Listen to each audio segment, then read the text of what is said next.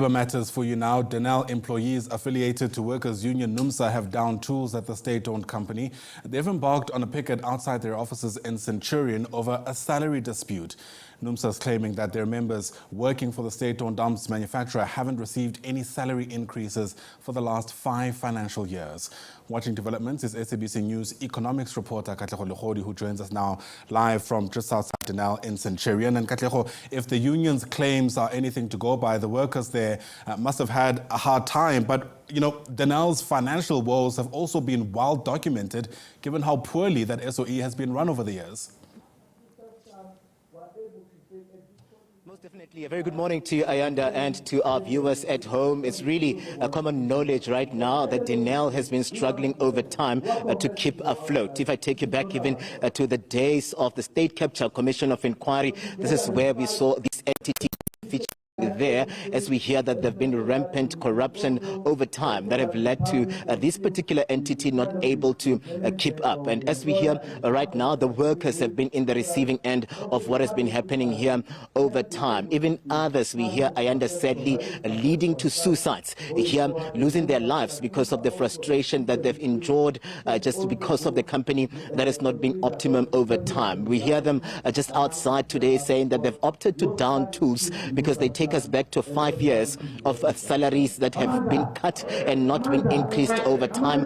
These are Numsa, but what we know is that even here we have Solidarity members that even in 2022 we saw a court order, a labor court order, ordering this entity Denel to pay about 90 million rand back in terms of the workers, the salaries of workers. Today the down tools, Ayanda, making a memorandum of demands to the management of this entity, really calling for an increase, a 15% salary increase is at the apex of what they're calling for here, but also just talking about the conditions that workers have been endured to here at this entity that have not been conducive to help them keep up. They are saying that they are hungry, Ayanda, hence they've opted today to down tools. I'm going to bring into the conversation with us now the spokesperson of Numsa, Phakamile Hlubi-Majola, who'll just give us a sense of what has been happening here. We hear that years of struggles really leading to people even taking their lives, and this is an entity that is very when you look at the arms manufacturing here in South Africa and even outside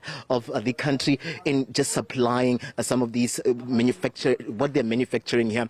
But the workers are not on their duties. They've opted to down tools today. Tell us why.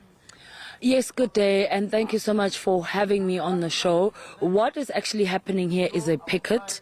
Our members are, I think we have to be clear, our members are not on strike. They are picketing and they're taking their lunch break to picket.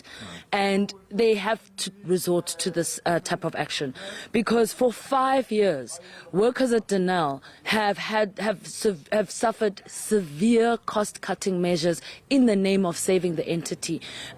During the lockdown, during 2020, 2021, 2022, under the leadership of the now deceased former minister Pravin Gordhan, may his soul rest in peace, our members went through hell. They went through hell. For months, they didn't even get paid, to the extent where some workers, unfortunately, committed suicide. And whilst we do respect, and as a union, we have to respect those who have passed on, but the reality is that this is part of Pravin Gordhan's legacy. Pravin Gordhan was brutal to workers at SOEs, but to be fair to him, he was not acting on his own. He was acting on instruction from the ANC government, which has taken a policy decision to collapse our SOEs. And if you look at what happened in SAA, again, during the lockdown, they imposed business rescue. They collapsed it. They shrunk the staff from 3,000 to 1,000. And there was a whole process to devalue the airline so that members of the ANC elite could purchase that airline through the Takatso deal for 51 Rand. Thankfully, that deal collapsed. We think that that modus operandi is what's happening here at Denel. Denel is a viable SOE. As I speak to you now, this is an entity that has an order book, meaning there are customers who have already placed orders to to the value of more than 12 billion. In 2019, the value of that order book was upwards, I think, up to 30 billion. All Denel needs is 3 billion rand cash injection. If they get that 3 billion cash injection, they can be sustainable.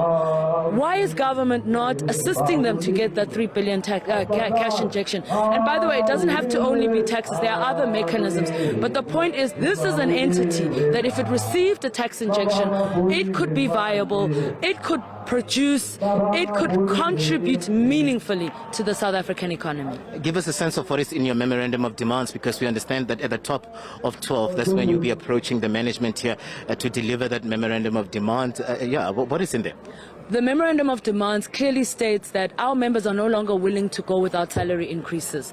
The last increase that they received was in 2018. Last year, in 2023, management imposed a 4% increase. So, in other words, for something like 5 years, workers here have not actually received anything meaningful from this company. And they're saying they're no longer willing to be sacrificial lambs. We're not willing to negotiate anymore. Our members are demanding a 15% increase. They're also demanding the restoration of their pension fund.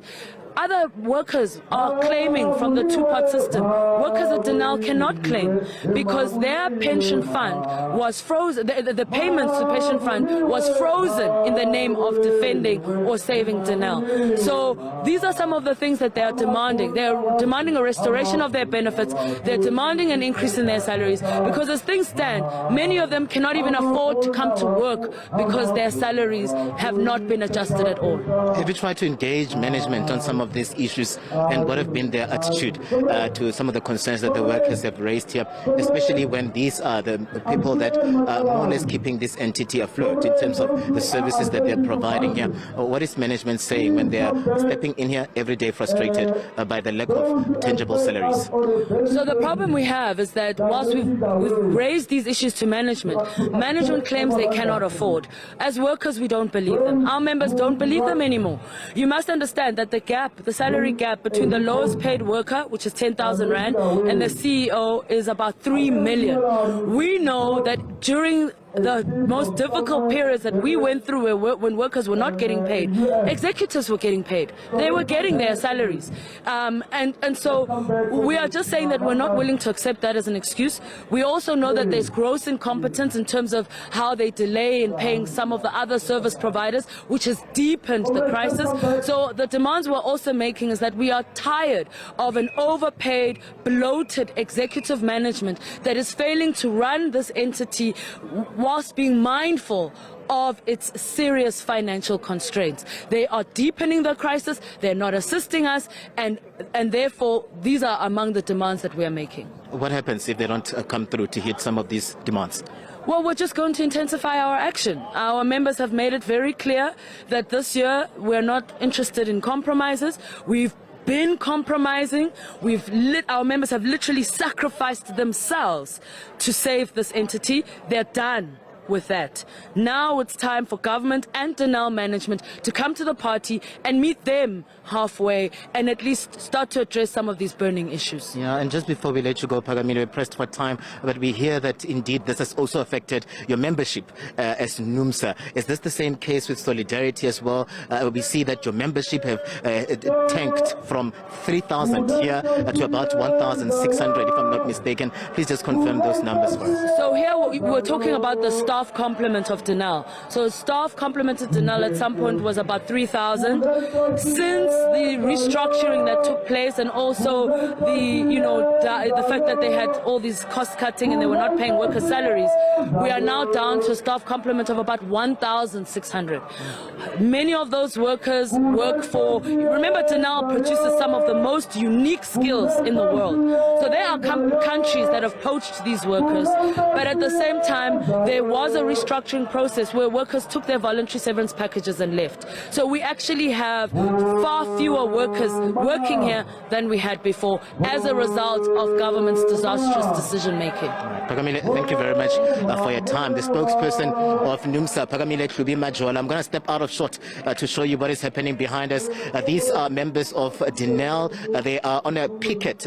Clarity coming through from Phakamile there that they're not on strike, but they're on a picket here, and they're trying to apply pressure. What we know as well, Ayanda, is that at around noon, this is when they'll be submitting their memorandum of demands, and this is a 2-page memorandum of demands, as we've already seen it here, and they're saying that if they're not getting their way, they're willing to even intensify these demonstrations. Ayanda?